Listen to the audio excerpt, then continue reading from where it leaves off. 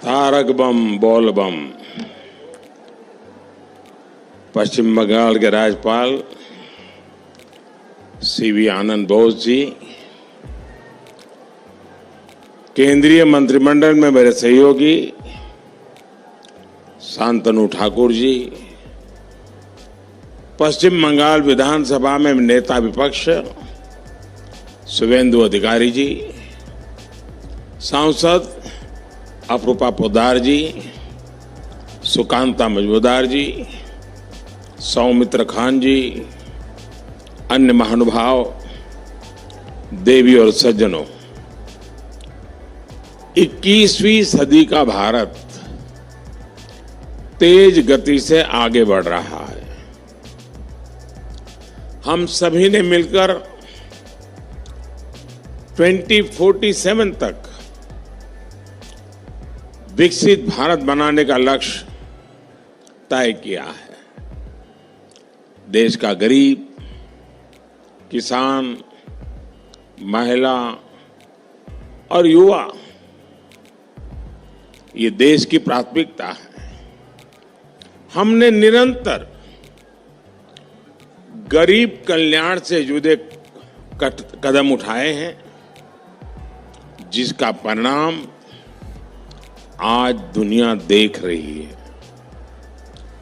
बीते 10 वर्षों में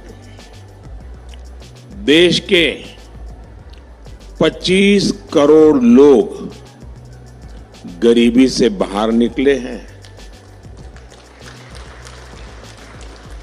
ये दिखाता है कि हमारी सरकार की दिशा सही है,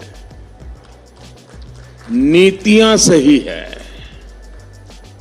निर्णय सही है और उसका मूल कारण नीयत सही है। साथियों, आज यहां पश्चिम बंगाल के विकास के लिए 7,000 करोड़ रुपए से ज्यादा के प्रोजेक्ट उसका उद्घाटन और शिलान्यास हुआ है। इनमें रेल, पोर्ट, पेट्रोलियम और जल शक्ति से जुड़ी परियोजनाएं शामिल है। हमारा प्रयास है कि पश्चिम बंगाल में रेलवे का आधुनिकीकरण उसी रफ्तार से हो जैसे देश के दूसरे हिस्सों में हो रहा है। आज जिन परियोजनाओं का लोकार्पण हुआ है उनमें जाड़ग्राम सलगाजरी तीसरी लाइन से रेल परिवहन और बेहतर होगा। इससे क्षेत्र के उद्योगों और पर्यटन को बढ़ावा मिलेगा। सौंडलिया, चंपापुकुर और डानकुनी भट्टनगर बाल्टीकुटी रेल रूट, इस पर दोहरीकरण भी किया गया है। इससे उस रूट पर ट्रेनों की आवाजाही बेहतर होगी। भविष्य की जरूरतों को ध्यान में रखकर श्यामा प्रसाद मुखर्जी पोर्ट और इससे जुड़ी 3 और योजनाओं का विस्तार किया जा रहा है। इस पर भी केंद्र सरकार 1,000 करोड़ रुपए से ज्यादा खर्च करने जा रही है। साथियों, भारत ने दुनिया को दिखाया कि पर्यावरण के साथ तालमेल बिठाकर विकास कैसे किया जा सकता है।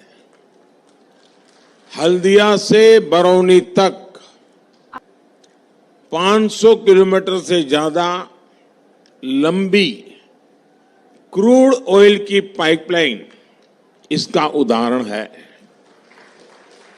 इसके जरिए क्रूड ऑयल को 4 राज्यों बिहार, झारखंड, ओडिशा और पश्चिम बंगाल से होते हुए 3 अलग अलग रिफाइनरी तक पहुंचाया जाएगा।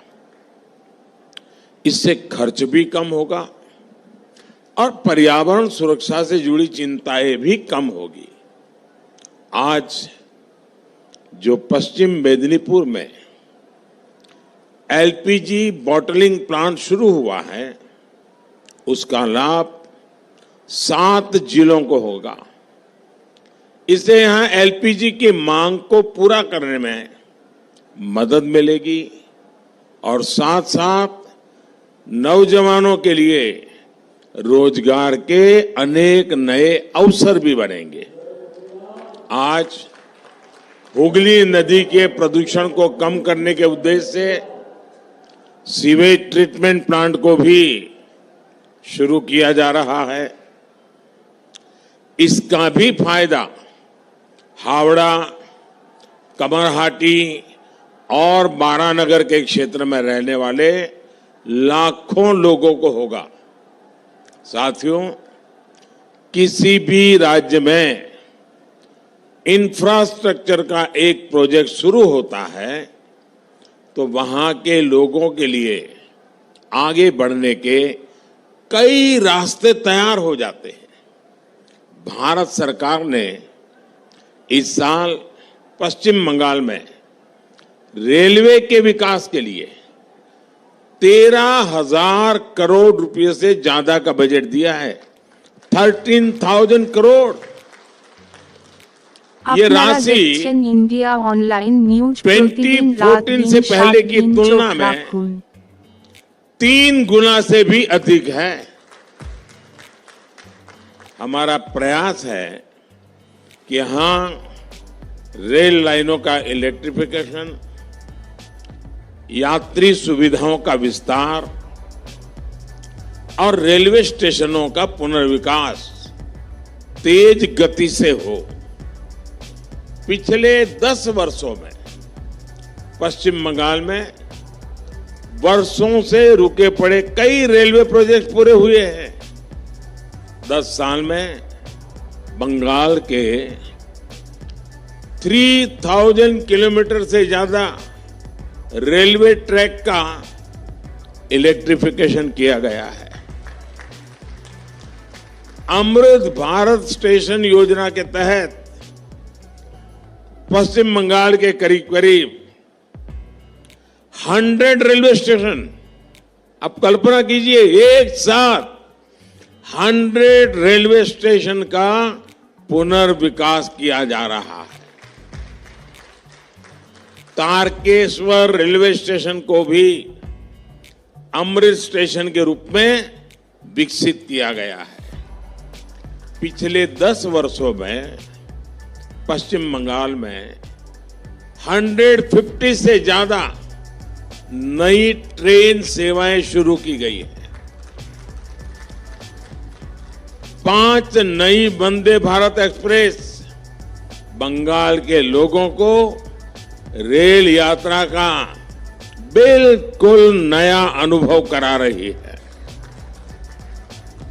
साथियों, मुझे विश्वास है कि पश्चिम बंगाल के लोगों के सहयोग से हम विकसित भारत का संकल्प भी पूरा करेंगे।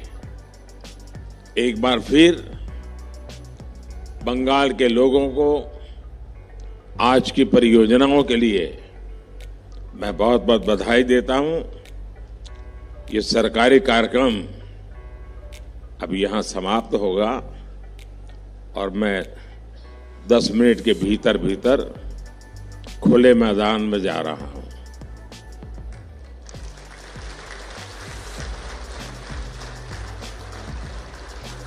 खुले मैदान का मजा भी कुछ और होता है।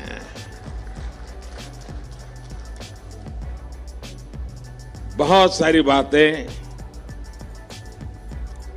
आज मुझे कहनी है, लेकिन उस मंच पे कहूंगा।